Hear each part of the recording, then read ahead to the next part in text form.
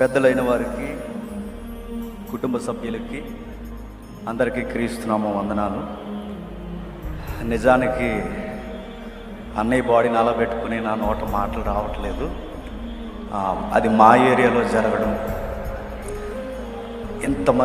ఎంతమంది పెద్దలు, ఆయనకున్న సర్కిల్ టీం అంతా నాకు తెలుసు. అంత ఉన్న అనాథ శవల గల రోడ్డు పక్కన పడిపోయేసరికి నేను చాలా చలించిపోయాను. ఆ రోజు ఫస్ట్ టైం మా దగ్గరికి మీటింగ్ వచ్చినప్పుడు మణిపూర్కి సహాయం చేయాలనే విషయాల్లో మేము మాట్లాడుకుంటున్నాం. అన్న దగ్గర కొంచెం అమౌంట్ ఉంది, మణిపూర్కి మళ్ళీ పంపించండి అని అన్నప్పుడు తప్పకుండా పంపుతాను.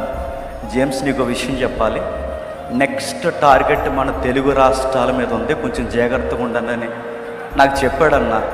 ఆ మాట చెప్పిన తర్వాత అది ఆయనకే జరగడం, ఈ రోజుకి నేను తట్టుకోలేకపోతున్నాను ఆ మాటని.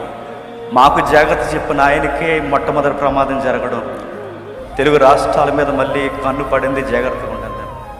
ఏది ఏమైనా మరలా ఇంకా ఏ సేవకులకి ఇలా జరగకూడదని కోరుకుంటున్నాను. మన క్రైస్తవ్యంలో ఒక ఐక్యత ఉండాలి. ఇలా జరుగుతుందని దీన్ని ఫాలోఅప్ చేసే పెద్దలు ఉండాలి. చనిపోయిన తర్వాత ఎంత సానుభూతి చూపిస్తున్నారు. ప్రమాదానికి ముందే అందరూ ఒక ఐక్యతతో ఉంటే ఇంకా బాగుంటుందని మనస్ఫూర్తిగా కోరుకుంటూ అన్నకి, ఆయన కుటుంబానికి నేను ప్రగాఢ